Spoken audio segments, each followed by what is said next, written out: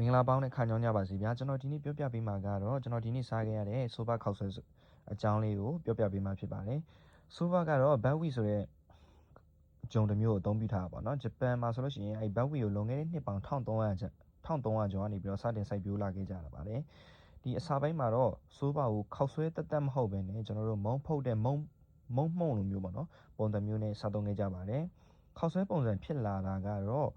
ဒီ1603ခုနှစ်ကနေစပြီးတော့1868ခုနှစ်ကိုယခုလိုမျိုးဆိုဘာခောက်ဆွဲအနေနဲ့မြင်ရတာဖြစ်ပါတယ်ဒီနေ့ယနေ့ခေတ်တော်တော်များများပေါ့နော်တိုကျိုမှာတော့ဆိုဘာဆိုင်တွေအများကြီးရှိလာပါတယ်ဆိုဘာဆိုင်အများကြီးရှိလာတဲ့အကြောင်းရင်းကတော့ဆိုဘာကစားရတာလဲဒီမြန်တယ်ပေါ့နော်ဈေးလဲအရန်ပေါ်တယ်လောက်ရလွယ်ကူတယ်အလုပ်သမားတွေအတွက်လည်းအရန်ကြီးအများကြီးသုံးစရာမလိုပေါ့နော်ကျန်းမာရေးနဲ့လည်းညီညွတ်တယ်ဆိုဘာမှာပါတဲ့ကျန်းမာရေးနဲ့ညီညွတ်တဲ့အချက်တွေကတော့ protein တို့ fiber တို့ vitamin B တို့ပေါ့နော် resting တွေးကြောကျန်းမာရေးအတွက်ကောင်းစေတဲ့ဟာတွေပေါ့နော်အဲ့လိုမျိုးတွေလည်းပါပါတယ်ဂျပန်လူမျိုးအများစုကတော့ကျန်းမာရေးအတွက်ကောင်းတဲ့အစားအစာလို့ယုံကြည်ပြီးတော့စားသုံးကြတာပေါ့နော်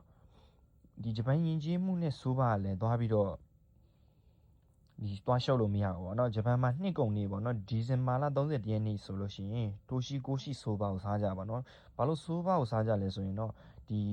ဂျပန်ရဲ့ယုံကြည်ချက်ကတော့အသက်ရှည်တယ်ပေါ့နော်အခက်အခဲတွေကိုခောက်ဆွဲလိုမျိုးပေါ့နော်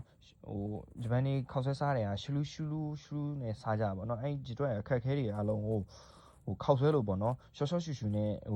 ကြော်ဖြတ်နိုင်တယ်ပေါ့နော်အဲ့ဒီအတွက်အဲ့လိုမျိုးဆိုဘာစားပြီးတော့သူတို့ဆူတောင်းကြတာဖြစ်ပါတယ်နှစ်ကုန်နေ့ပေါ့နော်ဒီဇင်ဘာလ31ရက်နေ့မှာအများဆုံးစားကြတာဖြစ်ပါတယ်